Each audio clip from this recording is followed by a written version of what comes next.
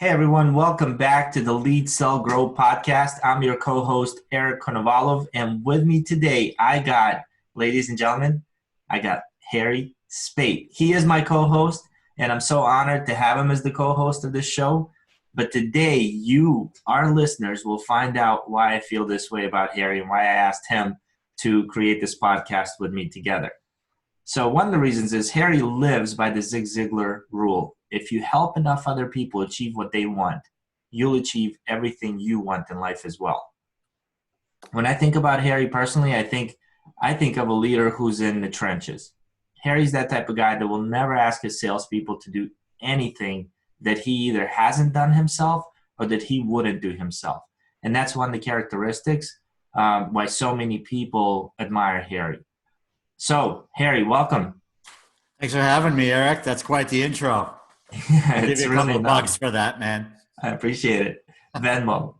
So tell us about Harry. I mean, I've met you. We met, I think, in 2010. But what were you doing before we met? Did you even have a life? No. It went from a very, very dark world to the light in 2010. So, thank you for entering my life and making it a much better place. My pleasure. But yeah, it's just, I had a strange path to get me into sales. So do you want me to talk a little bit about that? Yeah, please. Okay, good. So I was born and then I got into, a little humor. So interestingly enough, when I was a young lad, late teens, started questioning big picture stuff in life.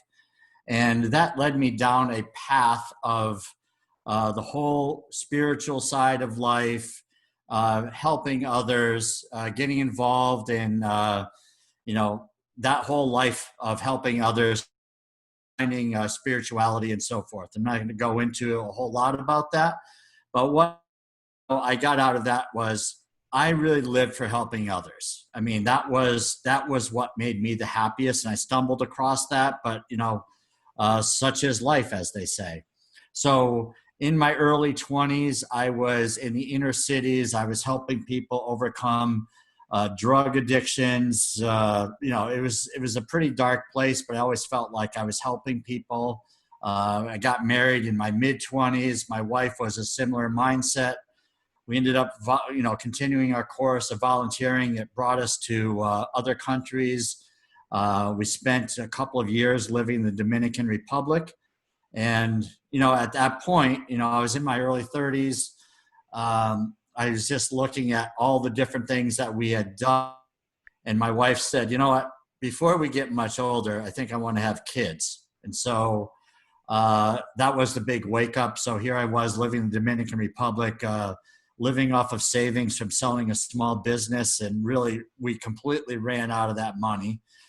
And so realizing, what was the next phase in life. And I said, I'm pretty good with people. I do know that there's this thing called sales out there. I know nothing about sales, but I heard that people who are good with people can actually make a couple dollars selling. So that's what got me into sales. And, I tried a couple of different things. When I came back from the DR with my wife, we were living with friends and we had no money. So first thing I did was I bought a used car with a credit card. And then I started looking for jobs. And I was very excited that there was a job on the classified ad newspaper. For those of you who are too young to know what a newspaper is. And so the classified ad said, earn $50,000. Well, $50,000, like $50 million to a guy who had no money, right? So I go in and I find out that, you're in this room with people and you're listening to a sales pitch and you only had to spend $300, right? You only had to spend $300 for the chance at earning $50,000. So again, I had no money. So of course I put the $300 on the credit card. So now I'm even more in debt. I come back from the job interview, if you will. And my wife says, well, how did it go? I said, it went great. I got hired. I've got a job. But it's kind of weird though, because I spent $300. But I'm sure it's going to be awesome.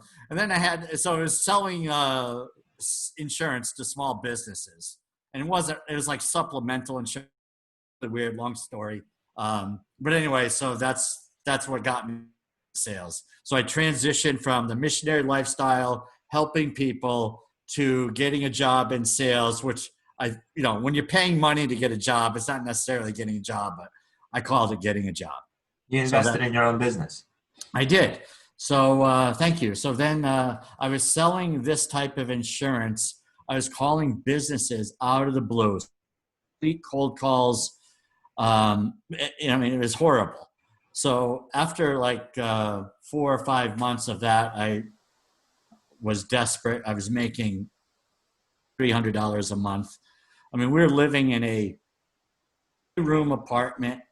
The bathroom did not have a sink in it, right? So you had to you had to leave the bathroom, go out to the kitchen to wash your hands, all right? So this is the life of the rich, lifestyles of the rich and famous, not, right? So you sure you didn't live in Russia? I know. That sounds familiar. Exactly. So and it was. We did spend time in Russia. The people there had it better off, I think. So anyway, I connected with an old friend from high school, or just after high school, actually. And he said, you know what, you might want to look at selling copiers. And I chuckled. It's like, and I was like you. I didn't know what a copier was. So I said, well, first of all, what's a copier? And how much money can you make selling those? Because, hey, I'm making $300-400 a month. That's pretty good, right? And he chuckled and he said, no, come on down for an interview. Long story short, I interviewed with the company owner, and they liked my background a little bit, so they gave me a chance, and they took a chance. So I was mid-30s at the time, and everybody on the sales team, I think, was 22 or 23 years old. The managers were like 27, 28, and here I am. I'm like grandpa in the sales bullpen, trying to figure out how fast the world was coming at me. Like 6 months earlier, I was in the Dominican Republic, living off of, people in the Dominican Republic were getting their water out of a river, right? So this is the world, right? So I go from that to selling technology in a period of literally 6-8 months. And the technology I was positioned to sell was in the $20,000 printer that I was given to sell. And I said, you know what, this is awesome. They're paying salary, making $20,000 a year, which is huge, right? Huge. And then I get commissions on top of that. So I was living the dream. So that's where I started out. And the rest is history, I guess. So how many years ago was that? That was 1997. Once again, how many years ago was that? Okay, so that's 23 years ago, I guess. Okay, yeah, you're right. Yeah.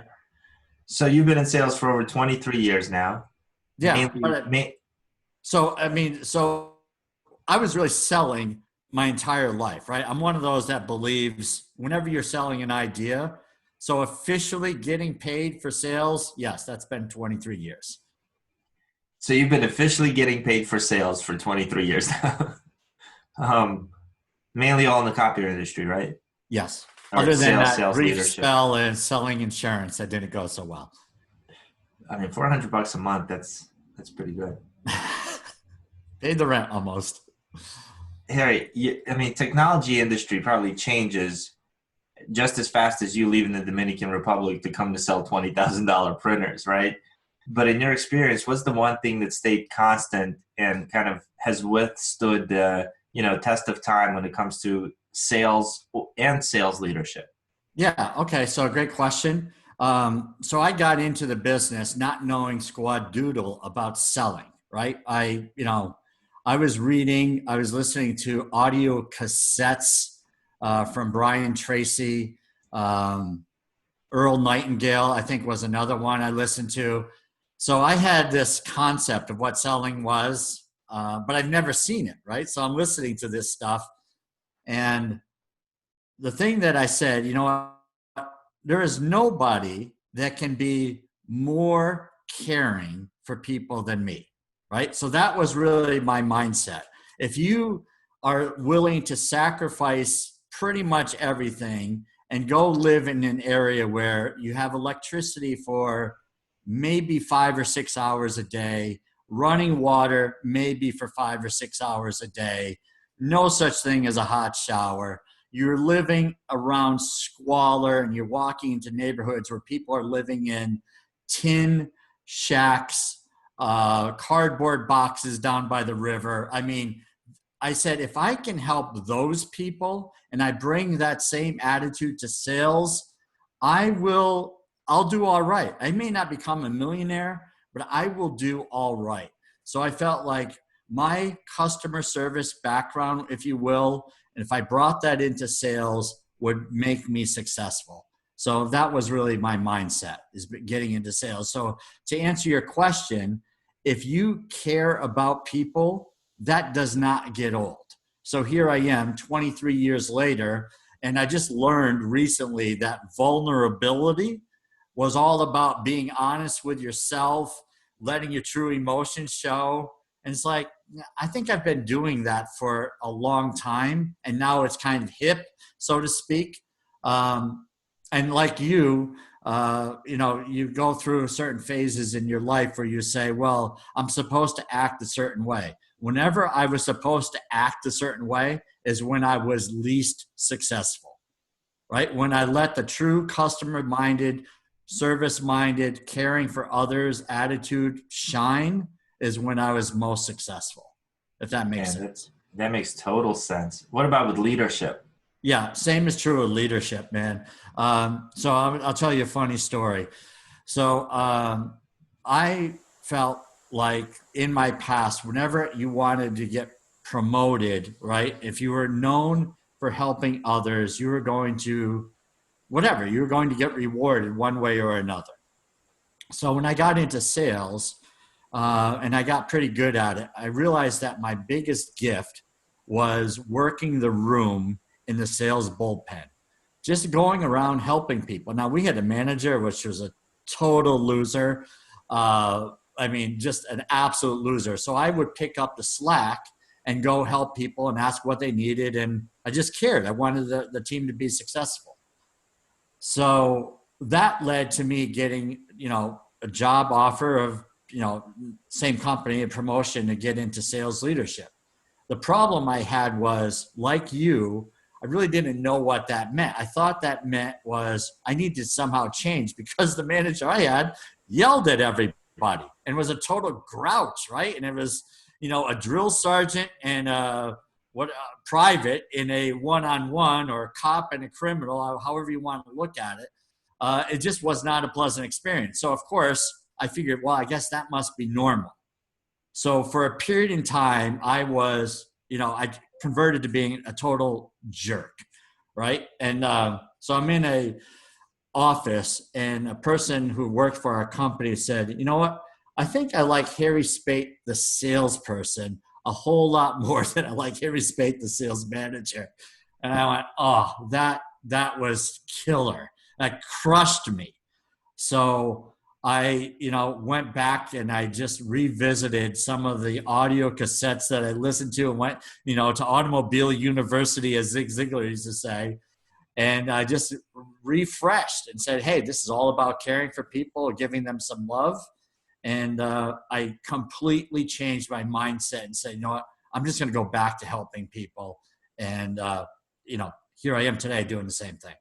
So after that lesson, did you go back to your team and apologize to them, or you just started to act differently? Oh, dude, I'm always apologizing. It's like, that's one of the things I think that people kind of, think I'm okay is, I'm always taking a shoe out of my mouth and, my foot and sock with it, saying, you know what, I did a stupid thing. That's not who I want to be. I'm still saying the same stuff today, but I cannot emphasize enough. We are in the people business, right? Sales is the people business. Sales leadership is the people business. There's a period of time, and another great period in my life, where we got into the spreadsheet business. So they took me out of the field. And when I say they, it's just like, bad excuses for leadership. They thought that everyone in leadership should know spreadsheets. and you view people as spreadsheets. It's their activity, it's the number of appointments, it's what they're putting in their funnel, and you're just looking at a spreadsheet. Well, that's not who I am. I mean, my personality about giving love to others does not shine in the spreadsheet world. So anyway, so I said, you know what, eventually that got to the point where I said, I'm not who I am. So I had to part ways with the company that I worked with for 14 years over the fact that I had evolved into, they wanted me to be the spreadsheet guy. And that's just, that's not what sales, that's not what leadership is about. I think I made a similar choice. Yeah, it's very common, right? I mean, it's like, when you look at other sales organizations, I mean, not only do they promote salespeople with no training to get into sales leadership, you're supposed to learn on the job and it's supposed to come natural, which is dumb.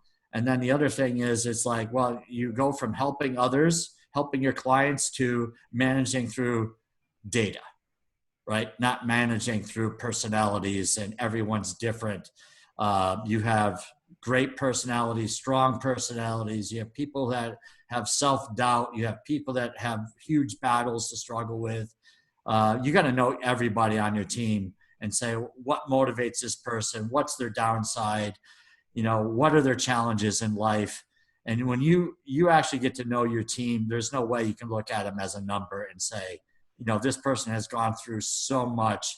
Their week isn't as great as what, maybe it could be, but every day for them to show up to work is a battle, me is a victory for them. And you got to give accolades for those victories. Yeah. Well, that's why you get the following that you have. I believe you did a live post on LinkedIn a couple of days ago apologizing, and a bunch of your team members got on and said, "Hey, that's all right, Harry." Yeah, they're used to it, right? I thought that was really cool. Yeah, I mean, so there's the person we want to be, the person we are, right? And the person and I'm just making this up as I go because it just struck a chord with what you just said. And, I want to be someone completely always positive, always doing the best for others. And then there's the person that I am, that I struggle periodically with challenges in life. I'm a people person. This whole thing about being isolated, I don't do well with it, but I do better than a lot of people do. So my heart goes out to the people who are struggling with addiction. They just cannot deal with boredom. So, a person like me, find something to do to stay positive. And then the person you regret. I mean, there are so many things that you do in life and you say, man, if I could do that one over again, I would. But, the thing is we want to keep striving to get better and not wallow in self-pity.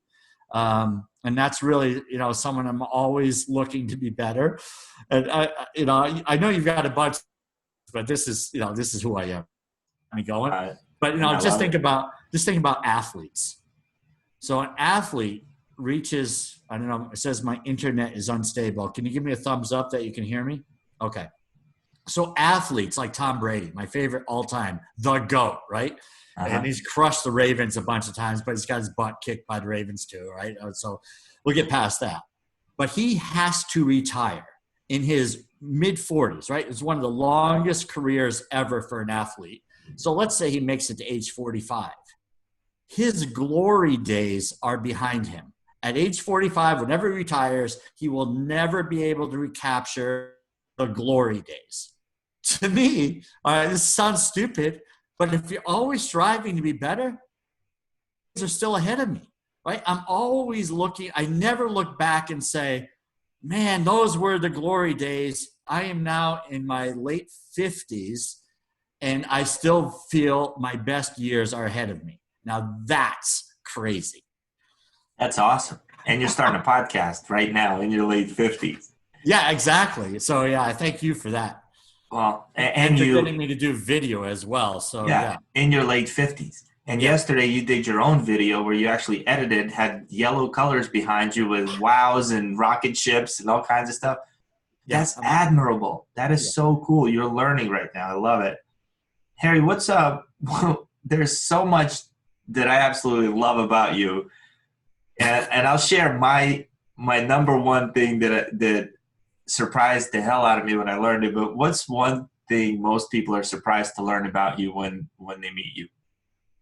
Oh God. Well, first of all, most would never know that I lived in the Dominican Republic and I speak, yo hablo español, Oh, muy bien. right? So I had to learn Spanish.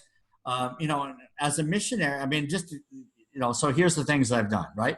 I've given public discourses in Spanish. I've given them in English. I have married people and I have buried people, right? So I was the quote unquote reverend for those environments, right? Again, that's a former life, but it's something that shaped me, right? So yeah, that's something most. And the other thing I did, which is crazy, is that I tried to do stand-up comedy as well. That's my favorite one. All right, yeah. So yeah, wherever you want to go with either of those, I'm fine. Okay, so I just learned about your work as Reverend Harry. So maybe we have that, in another episode. I do want you to talk about the comedy stuff Okay. because that's so scary. It's so scary to get up there and just get judged right there. Yeah, doing stand up or trying to speak Spanish in front of others when it's not your native language. Trying to do stand up in Spanish when it's not your Okay, so do you want to know a funny story about? Always. Okay, so when I was doing stand up, so I took a class in the DC Improv, and I'll give a shout out to Matt Kazam. I think that's his name. And he's probably still out there doing stand-up comedy training and so forth. But he said in my first class, he said, you need to go out and go to nightclubs and do open mics, right? So I had one class. I had no material. So I said, you know what? I'm going to take the bull by the horns because if I want to be a comic, I'm going to have to go do this anyway. So I started going to comedy clubs and doing open mics, right? I had no good material, right? I was like, I was a dad, so I was trying to do stories, talking about my kids. But the problem was, and if you've never done comedy before, which I didn't, the people around me that were doing comedy were in pretty dark places in their lives. So here was Mr. Positive Energy, right? I'm all about helping people. These people were like, they were using the N-word. I mean, all they were talking about was the dark side of sex. I mean, it was horrible. So I would get my posse, a few friends that I would get and say, you got to go watch me do stand-up.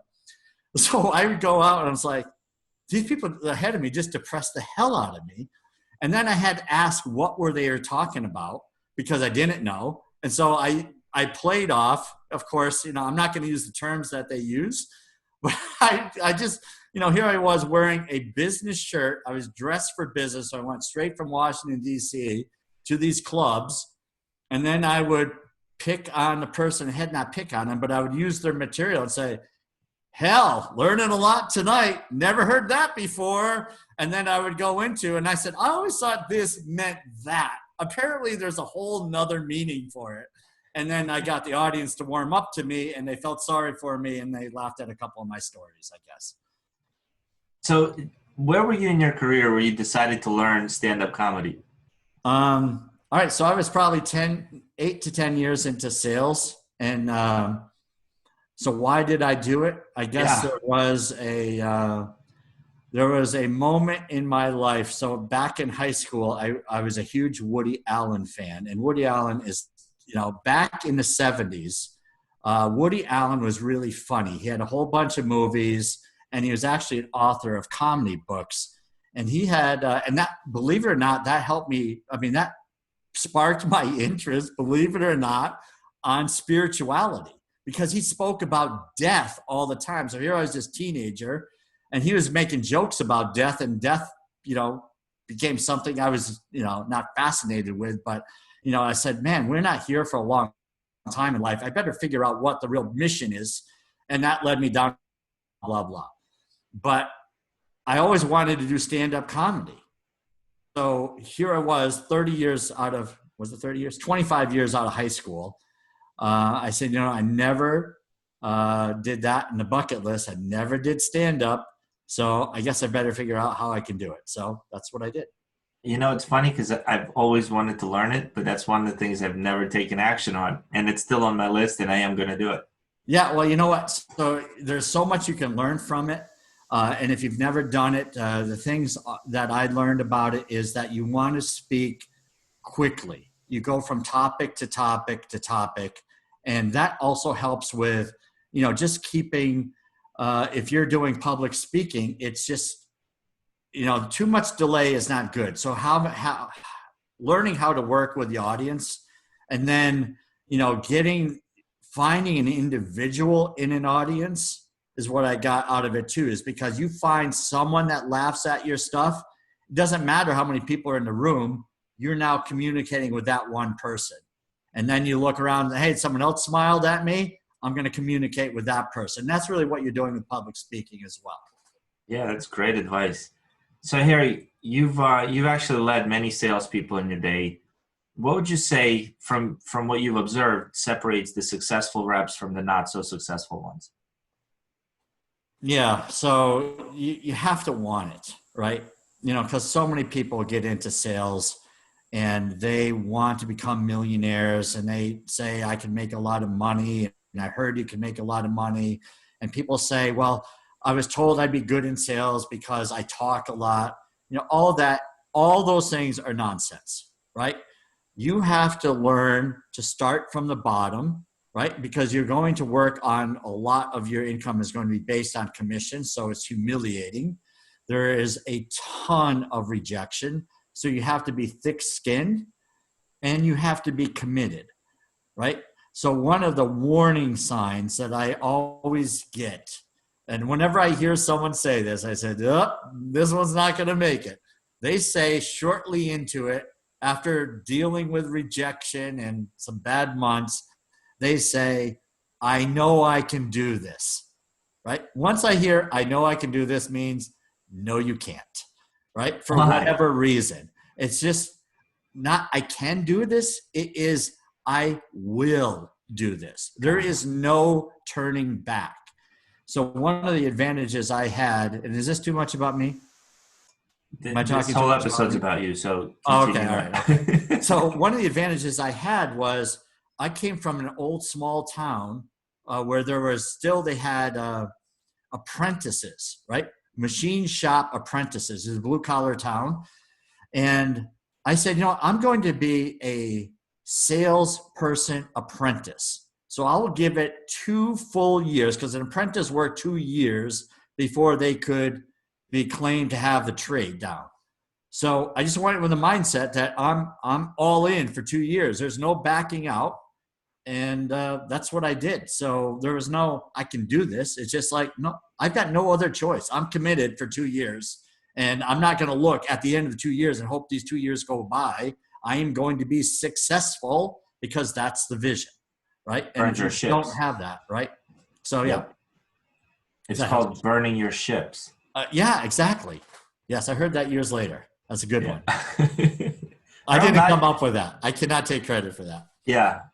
By the way, did you know Earl Nightingale was a Marine?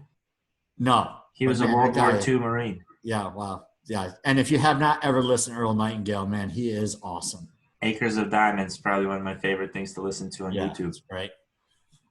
All right. 1 more or 2 more questions, if I could. What's the best advice? If you can make it about sales leadership, that's great. If not, just any best advice that you've ever received.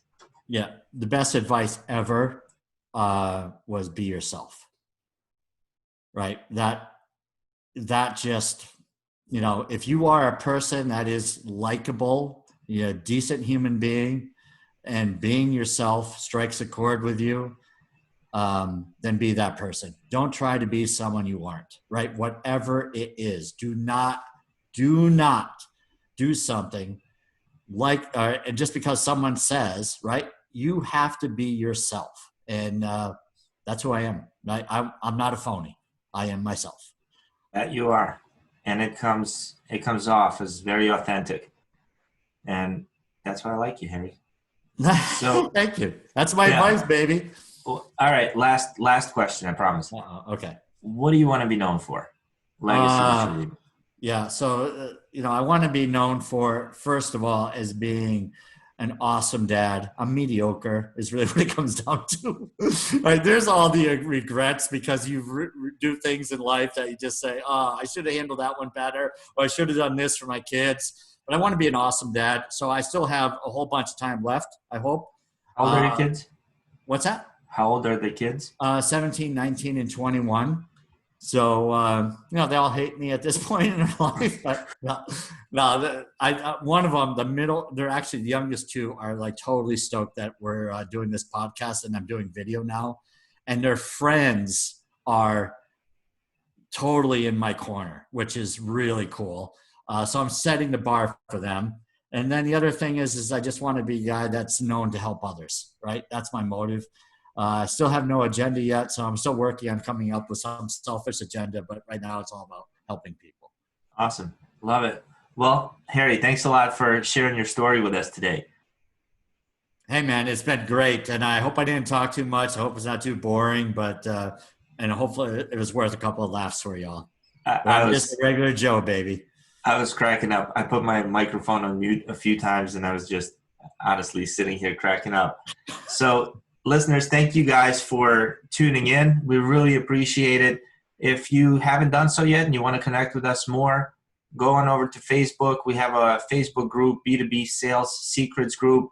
That name may change in the near future, depending on when you're listening to this podcast. But we'd love to connect with you and talk to you in person because that's what we're all about. It's about that human experience. So hope you're having a wonderful day, and we'll see you in the next episode.